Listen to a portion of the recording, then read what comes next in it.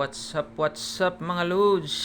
Magandang araw po sa ating lahat. Magandang araw sa inyong lahat mga Lods, mga Lodi. At panibagong araw, panibagong vlog ang ating matutunghayan ngayon mga Lods, mga Lodi. So, maraming salamat sa mga subscriber, sa mga supporter, at sa mga tumatangkilik ng aking mga video. Ang ating matutunghayan ngayon mga Lods, mga Lodi ay itong kung paano po mag-reband. Rebanding po ngayon ang ating tema ngayong araw na ito mga Lods. Ito ang number 1 application, number 1 rebanding solution. Ito po yung number 1 rebanding solution mga Lods. Yun, ina-applyan natin ng paulit-ulit. Tapos, yun, tinanggal yung singsing kasi masakit. Yan. Uunahin lang natin applyan itong virgin hair, mga Lods, mga Lodi. Mamayaan po natin yan, ibababa. Ganun po kasinsin o ka pulido ang paglagay. Kailangan lahat ng hibla ng buhok, kahit isang piraso, walang makakaligtas. Kailangan mo lagyan lahat ito mga Lodi, mga Lods, kung gusto nyong trabahong ganito, yung pagre-reban. Ayan po, tutunghayan nyo na lang po or tingnan nyo maigi o pag-aralan nyo maigi kung paano ko po ito ginagawa. Yung malinaw naman dyan sa video na talagang sinisinsin, pinapahid at inuulit pa ng hagod ng kamay, ulit-ulit na sinusuklay. So yun, kailangan natin masinsin, no? Yung hindi pa nariban na buhok. Yan. Yung sa pinakababa kasi niyan mga Lods ay dati ng rebanding, so hindi natin siya pwedeng isama. So mamaya siguro pagkatapos nitong mag-develop na ang ating number 1, no? Number 1 solution ng reband. Ayun. Sa video nga pa lang ito mga Lods, mga Lodi, ay napapansin nyo ay tinakpan ko ito ng aking logo, no mga Lods, para hindi makita yung kanyang mukha. So, mahirap nang makita yung kanyang mukha, baka mamaya bawal. So bawal at hindi, takpan na lang natin para buhok na lang ang makikita. Hindi naman yung mukha ang tinitingnan dito mga Lods, mga Lodi. Kailangan dito ay yung paano gawin ang pagre-reban, no? So ayun, paulit-ulit lang ang paglagay. Yun lang mga Lods, mga Lodi. So maya nito mga Lods ay papunta na po tayo sa pagbabanlaw nito mga Lods, no? Mga Lodi. So ngayon, ang gagawin natin dito mga Lods, ibababad po muna natin ito ng ilang oras mga Lods, no? Titingnan natin ito kung mag-develop na po ito, no? Mga Lods, mga Lodi. Bababad lang natin ng mga ilang oras. So ayun, dahil nabanlawan ko na to mga Lods, mga Lodi, pinapatuyo ko na lang ito ng blower, no? Tapos blower natin yan mamaya mga Lods ng section by section, no? So ngayon ang ginagawa ko dito, pinapatuyo ko muna ito mga Lods bago natin to i-blower ng by section, no mga Lods, para hindi siya masira, no? Kailangan lang patuyuin natin ng maigi ito. So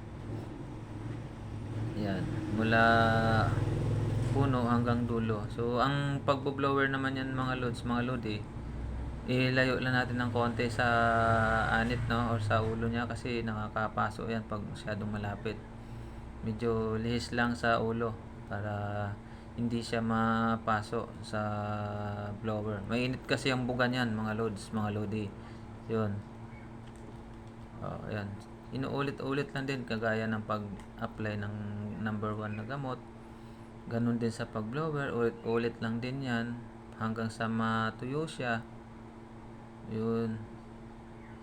Ganyan lang ang ginagawa ng pagre-riban mga lods, mga lodi. Inulit-ulit lang natin yan.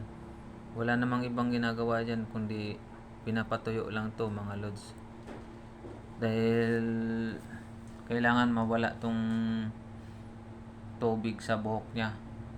Kasi para madali na po itong ma-plansa mga lods, no? Mga lodi. So, patuyuin mo lang ng patuyuin ng gusto. Yun. Lahat yan kailangan matuyo muna para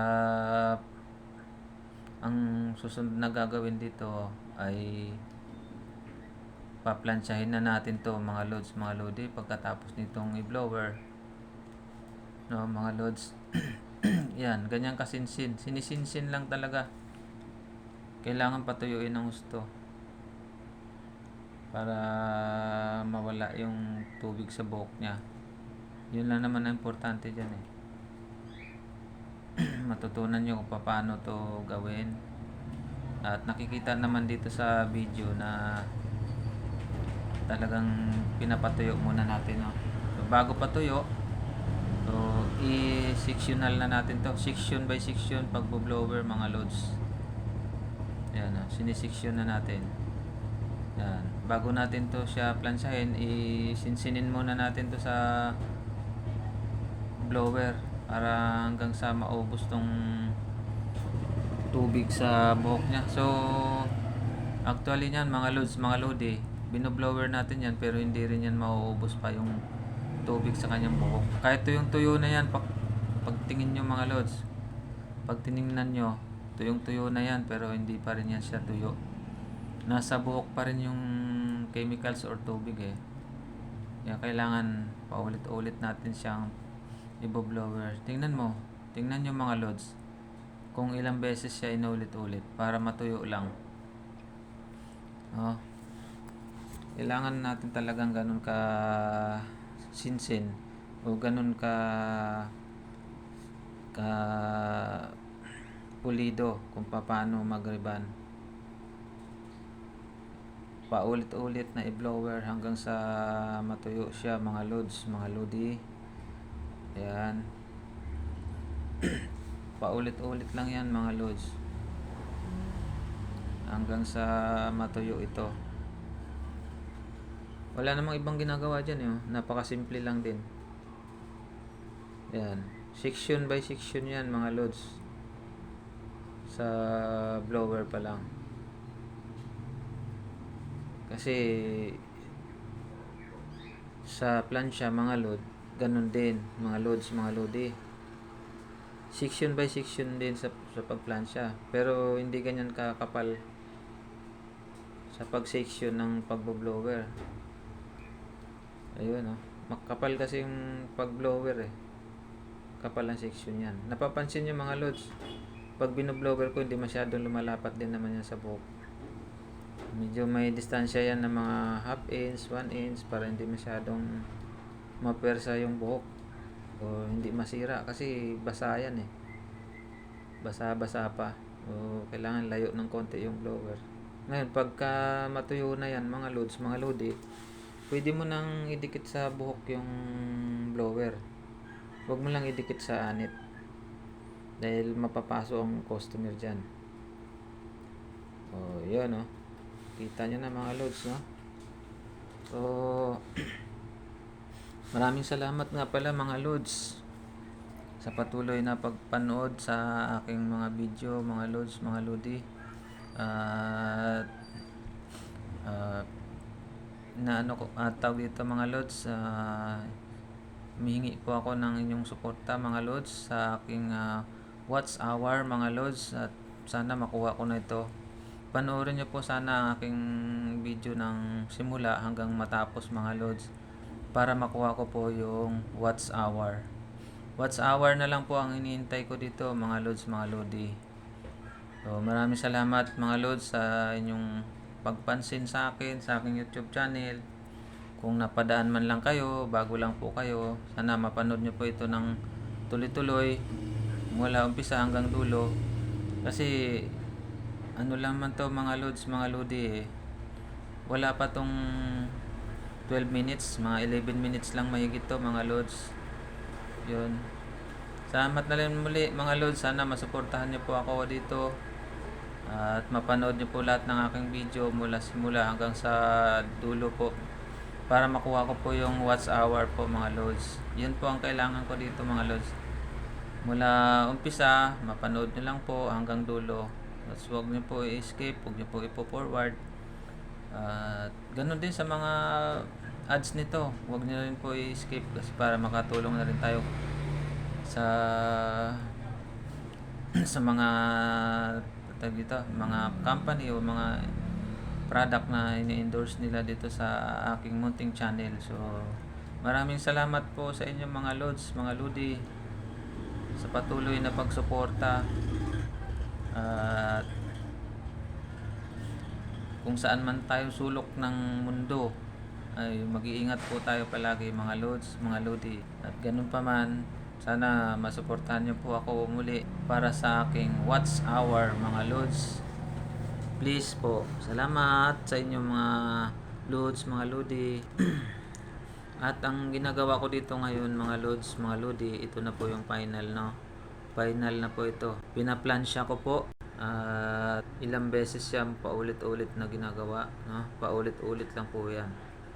Pwedeng gawin mong kahit mahigit na 10 beses ng paulit-ulit ng pagplansya. Pwede rin po yun. Oh, yun. Finally, mga lods, mga lodi. Tapos na rin, no? Maraming salamat mga lods.